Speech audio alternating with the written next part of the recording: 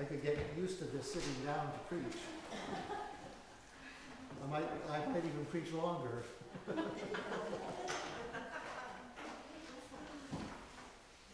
You know, the Old Testament lesson from Leviticus, in the whole lectionary, the Revised Common Lectionary that we use for the 3-year cycle, this is the only time that Leviticus is used. Most people don't like to preach on Leviticus. I myself don't like to preach on Leviticus. But as I studied this particular text, I realized how much of it in this holiness code, this part of Leviticus, Jesus used in his Sermon on the Mount. You could hear those different things, eye for an eye, and forgive your enemy, and that sort of thing. It's worth taking another look at. I'm not going to preach on Leviticus, but I was moved by it, and some of my prejudice against Leviticus, or at least what I thought I had before, has gone away because of this particular text and this particular section at the end, toward the end of Leviticus. There's lots of Leviticus, which is the priestly rendition of all of the laws and commandments from the Pentateuch, from Sinai and the Ten Commandments on up through these first 5 books of the Old Testament. Last week we had Deuteronomy, which was a rendition of it. And then before that we had Moses. And now we have this law. Who is speaking in this law? Sounds like the Lord God. I am the Lord. Do this because I say so. Good reason to do it, I think. And the Jewish people had this as their guide and they didn't have a book that they could look it up in. They had the sermons in the synagogue or the speeches in the temple.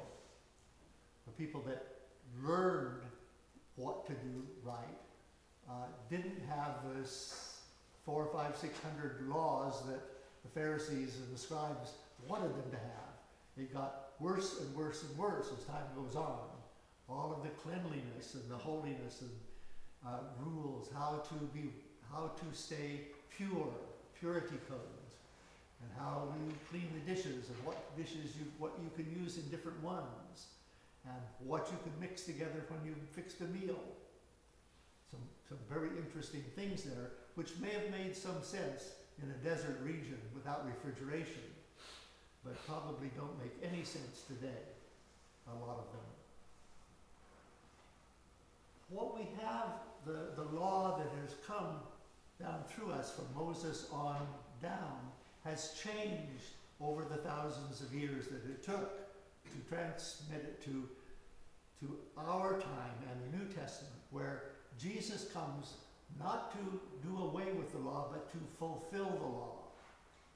Jesus, without sin, could fulfill the law, without guile, without anger, although we do see some anger in some of his dealings with Pharisees, with the money changers in the temple, with things like that. We would say righteous anger. But it's interesting who determines what is righteous and which is not, which anger is okay and which is not. Jesus said, don't be angry at all. Don't even think about it. Don't even think in your heart, you dirty rat, or I wish you some evil things. Don't even think of it. Go beyond the law, Jesus said. Go beyond it. You've heard that it was said, do not kill, and I say, do not even think anger. Do not even think angry about your neighbor or your enemy. Love your enemy. Which was a movement away from, love your neighbor and hate your enemy, move now in the New Testament into loving your enemy, to going the second mile, giving your coat if you Don't go to court. Don't go to court. Make reconciliation before that ever gets that far. All these things that we have about law in the New Testament, we hear that Jesus fulfilled them. And therefore we live in a new dispensation, a new law, a law of love, not a law of righteousness, a law of love. We are already righteous. We are already holy. In our baptism, in our communion, and in our confession, we are made and kept holy. Doesn't mean that we don't sin, not at all. But that is forgiven each time we confess it, each time we ask for forgiveness.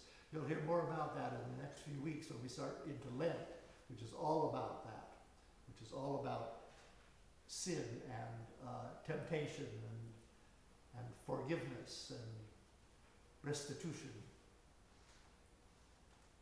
So where are we? We have all of these laws, and yet which ones are we to obey? We listen to this Old Testament, this Leviticus, and are we to do it that way, or do we listen to Jesus and do it his way?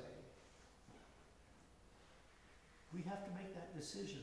We have to think about that. We have to study it. We have to pray about it and come up with our own answer in relationship to God, our relationship with God. Do you pray? Do you, when you have trouble, when you're puzzled about something, when you wonder what to do next, do you pray? I mean, you don't have to have a formal prayer like we have in their prayer book, or the formal prayers that we have when we have the intercessory prayers. Just talk to God. Talk to Jesus as your friend. Talk in the way you would talk to a friend. Talk to him the way you talk to your best friend.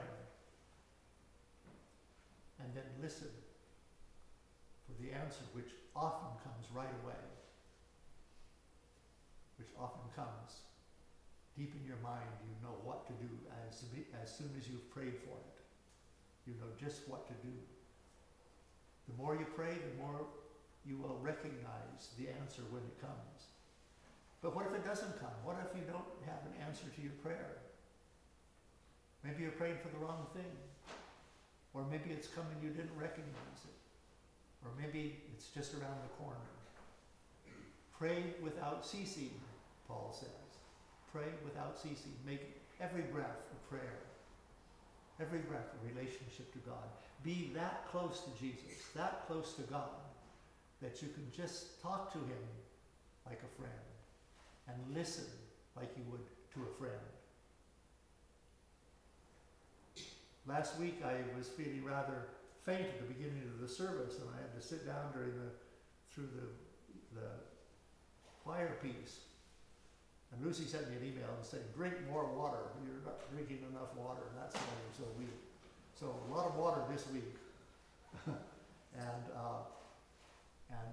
feel a lot better. Was it an answer to a prayer? Did a friend say, hey, how about some more water? Which is what physicians always say to me after they do the medical, the tests they do. No, you're not drinking enough water. Drink some more. Well, one time I had high readings in something that had to do with my kidneys, and they said, well, we have some medicine for you. And I said, let's take the test again in a couple of weeks. And I drank and passed the test with flying colors. Now, how do you hear the answer to your prayer? It's everyday stuff. It's in your mind, in your dreams. Good grief, I was trying to dream about this sermon. I started off with what I wanted to say from Leviticus, and every dream went into something else. One of them was the church council was concerned about how their budget, they were over budget, and they wanted to cut back on something. They wanted to cut back on how long we preached. They figured that they paid us by the word or something. And so they wanted to have the sermon written out, and they could review it before we preached on Sunday. And they said, well, Gina writes her sermons, but Chuck doesn't. He just speaks extemporaneously. And if we have to have him write a sermon, we'll have to pay him more. Those are the kind of dreams I had, which had nothing at all to do with my sermon, except that I'm using it in my sermon now. There was other dreams too that were equally strange, and most of them were about church, even to that, because that's what I was praying for, or asking for in my dreams. Going to sleep saying, I want to get some ideas for my sermon. Now, when I prepare for a sermon, I study for several days. I read all the commentaries, I go through the encyclopedia of the New and Old Testament. I read other sermons. I have a whole file full of times that I've preached on most of the sermons. But we're so far into Epiphany this year. This is the 7th Sunday of Epiphany. Usually we don't get this far. So that's why we usually never have heard Leviticus. I had nothing on Leviticus in my file. It was empty. And there's nothing for 8th Sunday. And then it's Transfiguration, which we'll have next Sunday. So Easter's later this year, so we have more Epiphany.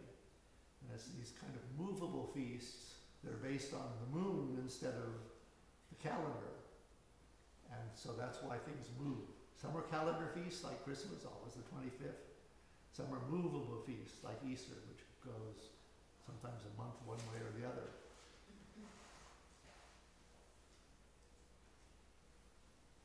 So, we have all of these rules, and yet we have the evolution of the rules, and they're moving. How do we know which rules to follow?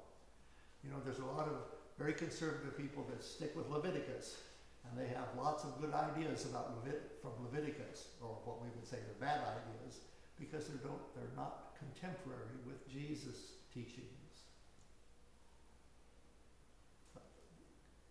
Things about marriage, for one, or remarriage. Things about women being ordained. Things about homosexuality. All of those things Leviticus doesn't like. But Jesus has moved beyond that, and in the New Testament we have a movement into accepting other people as they are, loving them as they are. Don't try to make them change and love them as your image of what you think they should be. That's just a projection, like Thomas Merton says in your insert there. As they are, warts and all. That's who you want. The people that you love, the people that you are your enemies, the people that you want to be in touch with, as they are. Who are they? Do you know? Do you even know how your close friends are, other than in church here or in the times that you meet them? What do they think about? What do they pray? What do they pray about? What are their real concerns that they don't share with anybody else? Share them with God. Share your concerns with God. But don't try to change them. Try to help them. Try to give them an example of what you have found to work. Not necessarily what it says in the book. In my study for my merchant marine officer's license, there was a big book of rules and regulations to prevent collision at sea. Collision regulations, they were called, or right? They shouldn't have been called regulations so that you don't collide. But the second rule said, in obeying and construing these rules, due regard shall be had to all dangers of navigation and collision, and to the limitations of the craft involved, which may render a departure from these above rules in order to avoid immediate danger. The first part of that was that these rules shall apply to all vessels, and the owner, master, or crew thereof,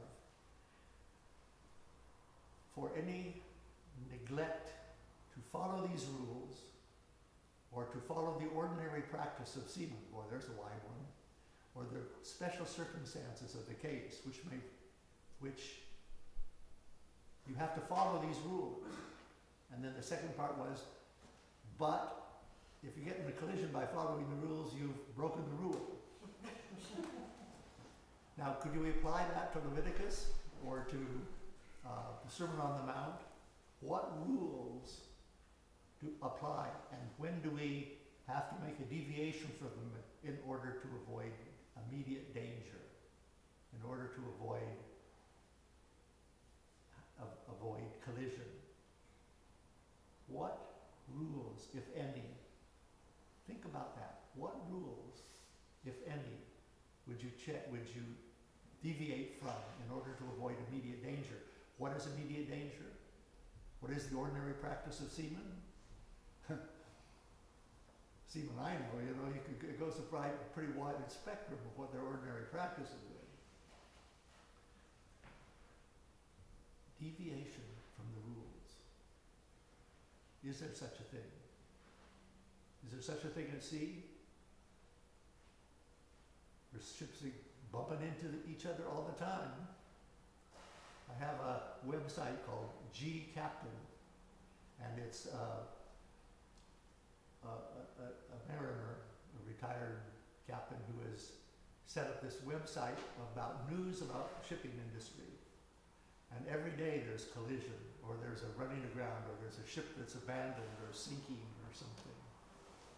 We hear once in a while if it's something local, but they're all over the world. All kinds of things happening to ships out there. What's happening? Are they following the rules? Is it the ordinary practice of seamen? Is it a deviation? Be very careful if you're going to deviate from the rules. If you're going to deviate from the rules that you've learned here, or that you read about in the New Testament, or that you read about in the Old Testament, which ones apply to you today, to us, and which ones don't?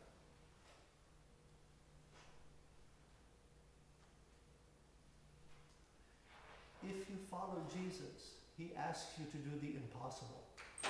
He asks you to do things that no one could do, things that he knows that no one can do, and he expects you to do them.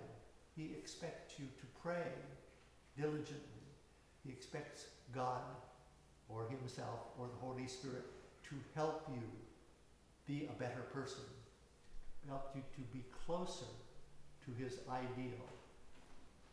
You shall be perfect as your Father in heaven is perfect. Perfection here in this is teleos in the Greek, which means the completion, the end of things. It's a word from that. The end of time is the teleos of time. The end of the world is the teleos.